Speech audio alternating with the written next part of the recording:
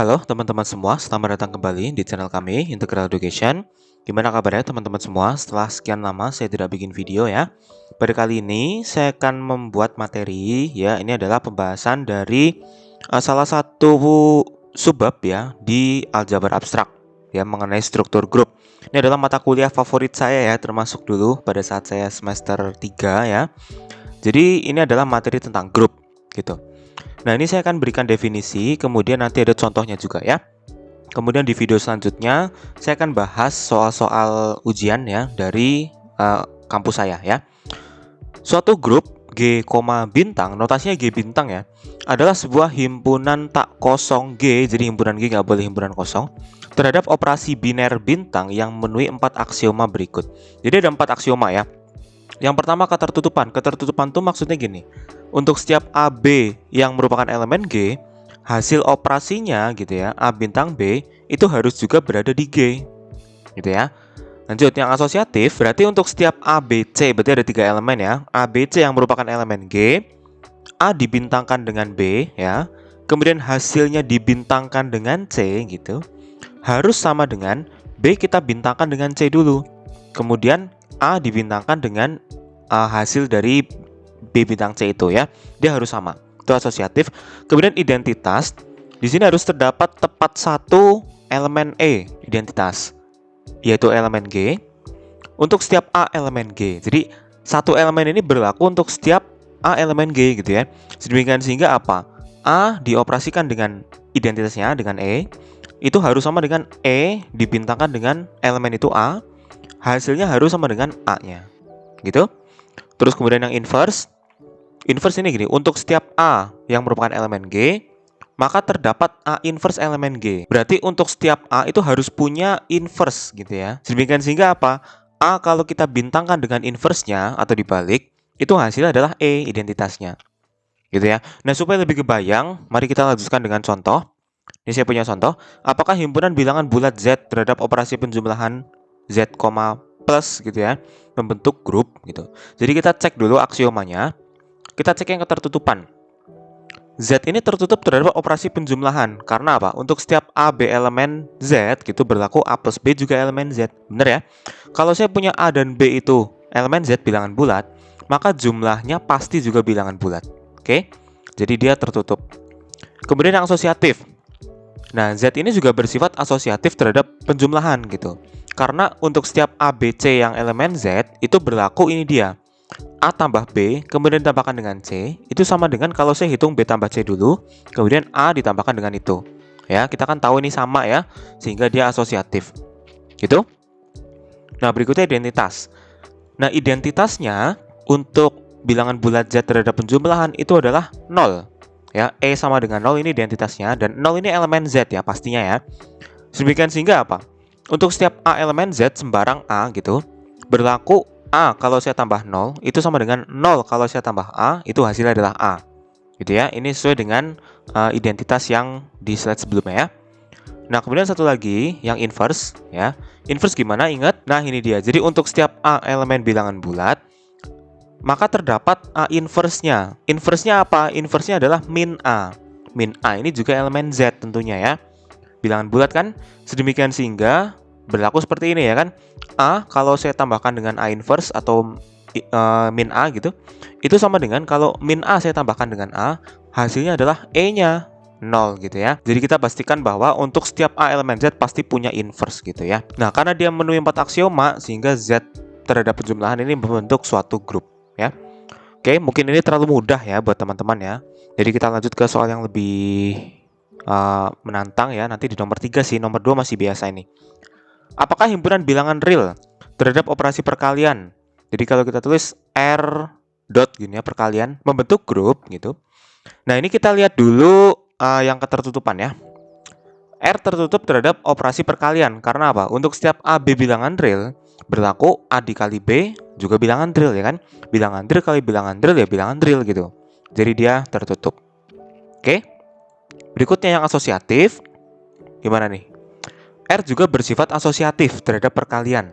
Karena apa? Untuk setiap A, B, C yang merupakan bilangan real gitu, berlaku ini dia.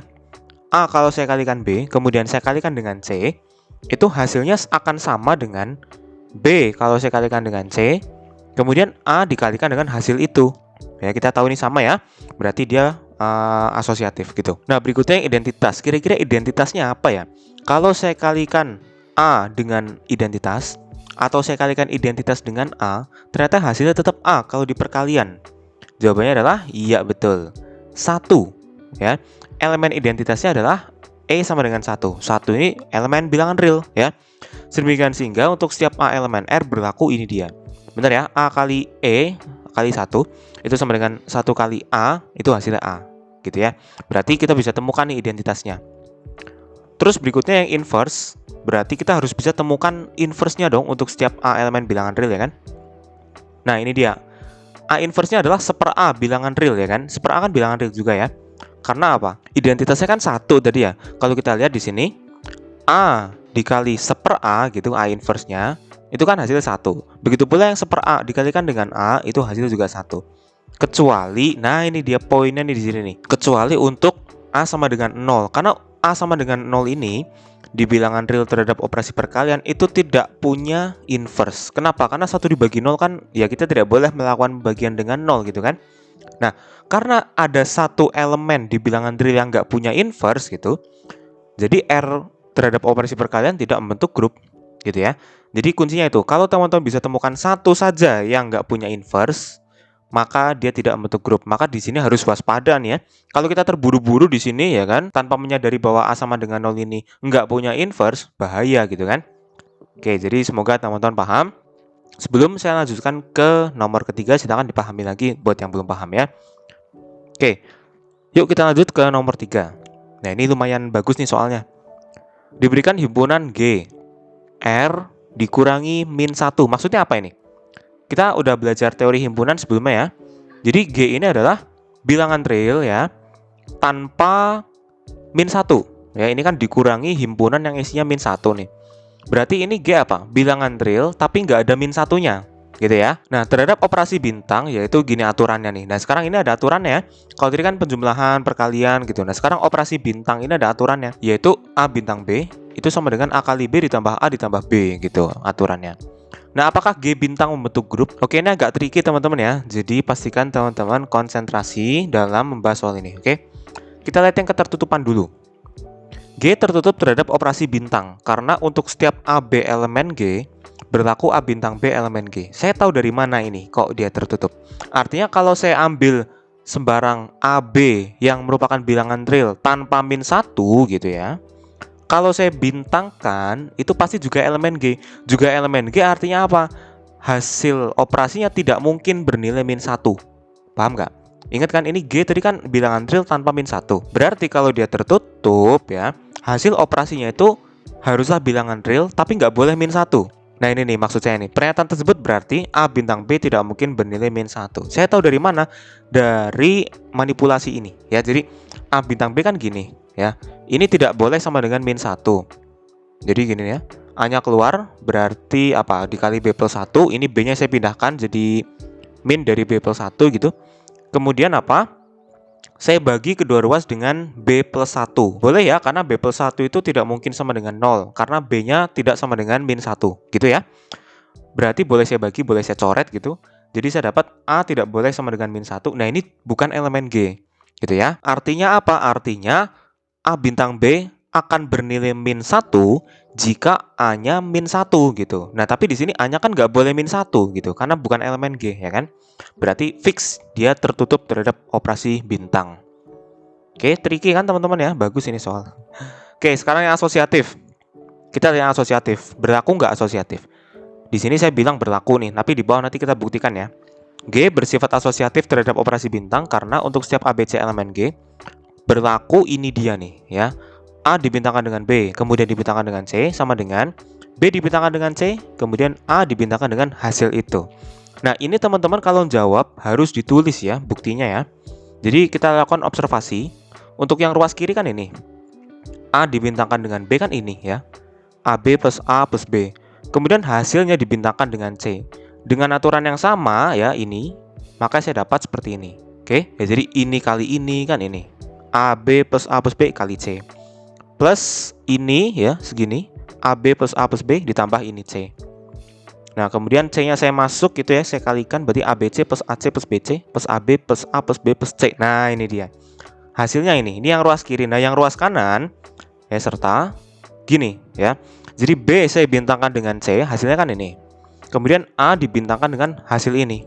Dapatnya seperti ini, A-nya masuk gitu, berarti ABC plus AC plus BC plus AB plus A plus B plus C. Nah, ini adalah hasil yang sama kan dengan yang ruas kiri kan? Ya, jadi fix ya bahwa dia bersifat asosiatif juga terhadap operasi bintang. Oke, sekali lagi teman-teman ingat ini harus ditulis ya di lembar jawab ya. Oke, sekarang ke yang nomor 3. Ya, ini identitas, ini soalnya tadi ya. Apakah dia punya identitas gitu? Nah, ini saya spill langsung nih. Terdapat elemen identitas E sama dengan 0. Jadi identitasnya adalah 0. 0 ini elemen G bener ya. Kan tadi yang bukan elemen G itu cuma min 1 ya. Sedemikian sehingga untuk setiap A elemen G berlaku A kalau saya bintangkan dengan 0 sama dengan 0 kalau saya bintangkan dengan A, hasilnya adalah A. Nah, buktinya gimana? Ya kita lakukan observasi. Kita lihat di sini. Kan kita pengen A bintang E sama dengan A nih. Misalkan kita belum tahu nih E-nya berapa ya kan. A bintang E kan kita mau dia sama dengan A. Ya sudah, kita lakukan operasi ini. Ya, AE plus A plus E gitu, menggunakan aturan ini sama dengan A gitu. Kemudian bisa saya kurangi A semuanya gitu, kemudian E-nya keluar. E dikali A plus 1 sama dengan 0. Berarti saya dapat E sama dengan 0 atau A plus 1 sama dengan 0.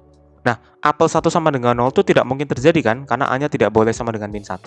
Berarti ya E-nya harus sama dengan 0. Gitu ya, sudah, ini adalah identitasnya. Gitu ya. Nah, serta kita juga harus tuliskan di sini ya di jawabannya bahwa A bintang E itu harus sama dengan A gitu. Begitu pula nanti yang 0 bintang A. Jadi kita tulis dulu A bintang E itu gimana nih? A bintang 0 ya berarti ya. Berarti dengan aturan ini ya jadi seperti ini gitu. Kemudian saya dapat ini 0 tambah A tambah 0, hasilnya adalah A gitu ya. Terus yang satu juga sama, yang 0 bintang A. 0 bintang A ya, berarti E bintang A ini 0 bintang A digunakan operasi ini gitu. Berarti 0 dikali A tambah 0 tambah A. Ya, ini 0 tambah 0 tambah A, jadi saya dapat A. Tuh, sama ya. Untuk ruas kiri, tengah, dan kanan kan sama ya. Jadi hasilnya adalah A. Jadi terbukti bahwa elemen identitasnya adalah 0. Oke, paham? Paham ya. Yang terakhir, inverse.